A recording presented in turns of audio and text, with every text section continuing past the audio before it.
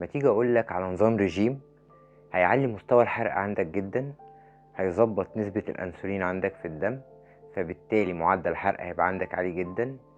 هتخسر دهون بشكل كبير جدا مش عضلات، وهتحرق دهون في كل وقت في اليوم حتى لو ما بتعملش مجهود.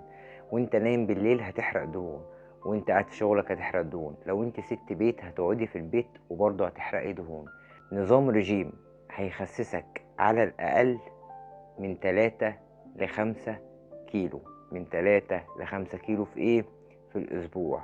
وأكتر من 75 أو 80% من الميزان ده هيبقى دهون، زائد إنك هتخس بشكل كبير جدا من منطقة الكرش اللي هي البطن والجناب والأرداف. يعني نظام رجيم هيعمل لك كل حاجة. الكلام ده كله يتطبق قد ايه وايه هو؟ كل ده هنعرفه في خلال الحلقة بتاعتنا. اهلا وسهلا بيك في قناة معلومة صحتك، اهلا وسهلا بيك في بيتك التاني. لو انت حابب اي سؤال عن الصحة، عن الرجيم، عن علاج السمنة والنحافة، معاكم كابتن عمرو خالد، خبير تغذية وعلاج سمنة والنحافة. لو ما اشتركتش اول مرة تتفرج علينا، سبسكرايب وفعل الجرس عشان يوصلك اشعار بكل حلقة بننزلها جديد. ولو الفيديو عجبك منساش تنزل تحت تعملي لايك دعم ليا، وبيساعد الفيديو انه ينتشر ويوصل لكل الناس.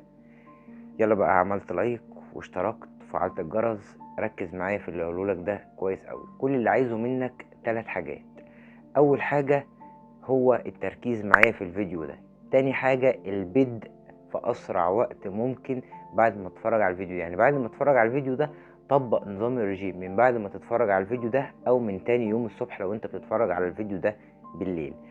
تالت حاجة عايزها منك إرادة والتزام. صدقني، إرادة والتزام فترة قليلة جدا هتتعود على ده، هيبقى لايف ستايل بالنسبة لك وهتفضل مكمل فيه. وهتخسر كمية دهون لا بأس بها، كمية دهون كبيرة. هتستفاد ان عضلاتك هتزيد، هتحقق كل حاجة جسمك محتاجها. كل اللي محتاجه منك انك زي ما قلت لك تركز وتلتزم باللي انا هقوله ده علشان توصل لأفضل نتيجة في أسرع وقت بدون ضرر ان شاء الله بإذن الله. كل اللي عايزه منك، لو انت كيف قهوة اعمل كوباية قهوة، لو انت بتشرب شاي بلبن اشربي شاي بلبن، اللي كيف شاي يشرب شاي، وورقة وقلم معايا وركز في اللي هقوله ده. ويا ريت تعملوه بالحرف. ولو حد عنده اي مشكله او في حاجه انا ما قلتهاش اكتبها لي تحت في الكومنتات. ولو عايزين نتكلم عن موضوع معين اكتبوا لي تحت في الكومنتات علشان نتكلم عليها. تعالى بقى نبدا مع بعض. ايه بدايه اليوم من ساعه ما تصحى لحد ما تنام؟ انت هتقول في الفيديو ده كل حاجة من ساعة ما نصحى لحد ما ننام. هقول لك كل حاجة من ساعة ما تصحى لحد ما تنام، مع اختلاف وتفاوت مواعيد الشغل والصحيان عند كل الناس. اليوم بتاعنا 24 ساعة، هننام في اليوم ده 8 ساعات، يعني هيتبقى عندنا 16 ساعة. ال 16 ساعة دول احنا هناكل فيهم وجبتين، 2 لو انت نشاطك البدني قليل، و3 وجبات لو انت نشاطك البدني عالي، يعني شغلك في ارهاق بدني ومجهود بدني عالي، او لو انت بتلعب اي تمارين مقاومة او كمال اجسام او العاب قوة، برضو هتاكل ال3 وجبات دول. موضوع كمال الاجسام ده متطرف شويه لانه ليه انظمه اكل تانية والكلام تاني. انا اقصد يعني لو انت بتعمل رياضه، بتجري، بتلعب كارديو، الكلام ده كله، فانت تقدر تاكل ال3 وجبات. اول حاجه هنعملها علشان ما اطولش عليكم ونخش في الموضوع على طول، زي ما قلت لك ورقه وقلم. انت عندك اليوم 24 ساعه هيتقسم 8 ساعات منه نوم و16 ساعه صحيان. احنا عايزين ال16 ساعة اللي انت صاحي فيهم هتاكل فيهم قلنا وجبتين او 3 لو انت مجهودك البدني عالي. طيب بالنسبة للوجبتين ايه وبالنسبة لل3 ايه؟ احنا هنقول الوجبتين الاساسيتين، الفطار والغداء، او الوجبة الاولى والوجبة التانية. بالنسبة للوجبة التالتة دي هياكلها اللي مجهوده عالي، لكن اللي مش مجهوده عالي هياكل الوجبة الاولى والتانية بس. لحد هنا مفهوم؟ فاحنا صحينا دلوقتي من النوم، اول حاجة هنعملها رياضة لمدة 15 ل 25 دقيقة.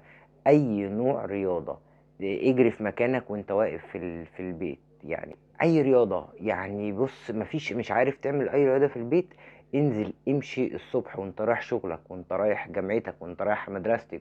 لو انت ست بيت وما بتنزليش الصبح انزلي، او انت بتجيبي فطار او بتجيبي حاجه بيتك، انزلي امشي، بس المشي يبقى برتم سريع لمده من 15 ل 25 دقيقه. المشي يبقى برتم سريع، نلبس كده حاجه تكون خفيفه في رجلينا وما تكونش متعبه، ونحاول نجري رتم المشي بتاعنا.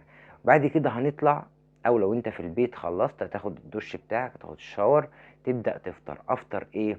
هتفطر 4 معالق فول او طبق جبنه قريش. 4 معالق فول او طبق جبنه قريش، الاتنين عليهم زيت زيتون. ما عنديش زيت زيتون مش هستخدم اي زيوت تانية. لو طبق الفول هستخدم عليه كمون وليمون، هعصر عليه ليمونه كامله واحط عليه كمون. 4 معالق فول كبار، يا اما طبق جبنه قريش معاهم بيضايه ثابته مسلوقه، سواء مع الفول او مع الجبنه القريش. معاهم طبق سلطه خضراء برضه هنحط عليه نص معلقه زيت زيتون، مفيش يبقى مش هنحط اي زيت. ومعاهم نص رغيف عيش. مش هأيدك واقول لك عيش توست او عيش سن، يعني نص رغيف عيش بلدي تمام، مفيش اي مشاكل.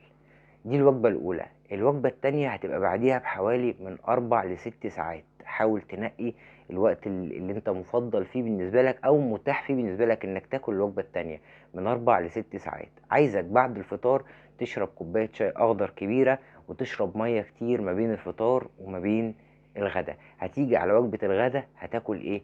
اي بروتين عندك موجود، سمك، لحمة، فراخ، اي بروتين تمام. بس انا اقصد انها بروتين حيواني، بس ماكلوش موجود في طبيخ او ماكلوش محمر، اكله يا مشوي يا مسلوق.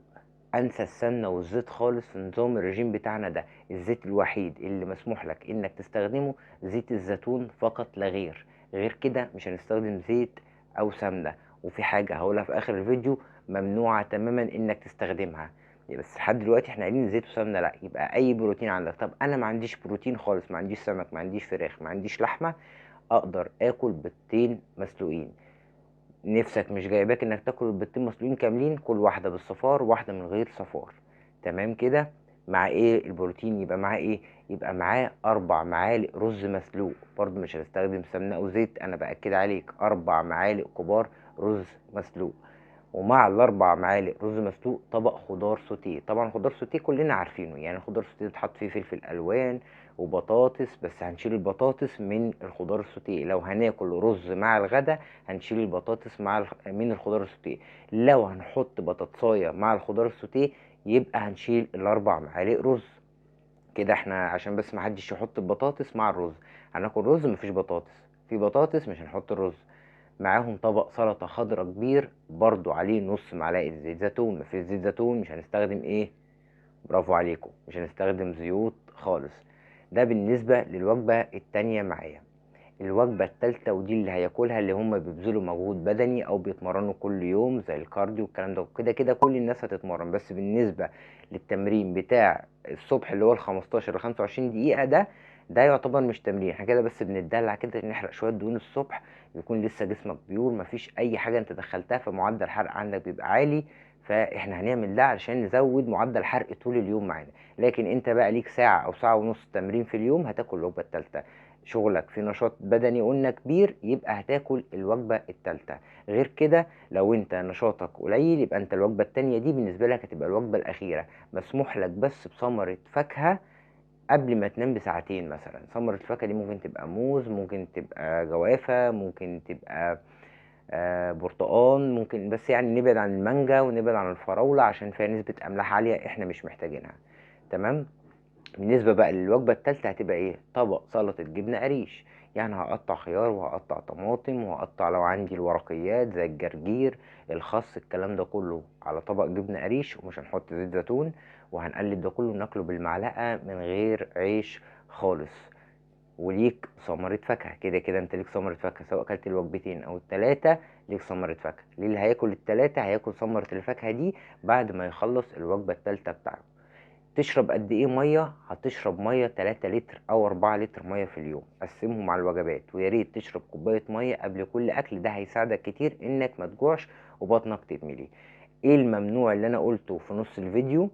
الممنوع ده ابعد تماما عن السكر، ولا سكر ولا ربع معلقه ولا نص معلقه. بتشرب قهوه، بتشرب نسكافيه، النسكافيه يبقى بلاك، تشرب شاي، هتشرب اي حاجه بدون سكر، بدون سكر.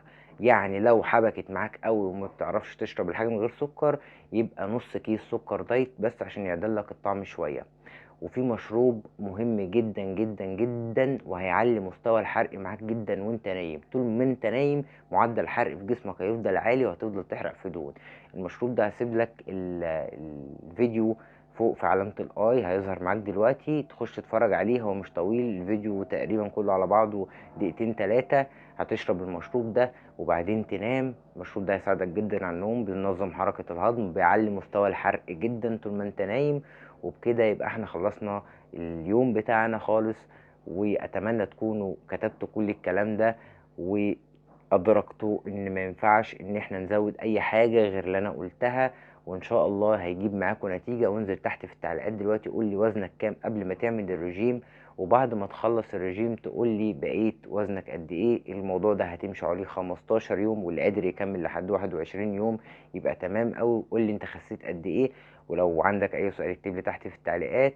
ولو لسه ما اشتركتش في القناه انزل اشترك وفعل الجرس عشان يوصلك اشعار بكل حلقه بننزلها جديد، ولايك وشير الفيديو عشان يوصل لكل الناس. واشوفكم الحلقه الجايه على خير. سلام.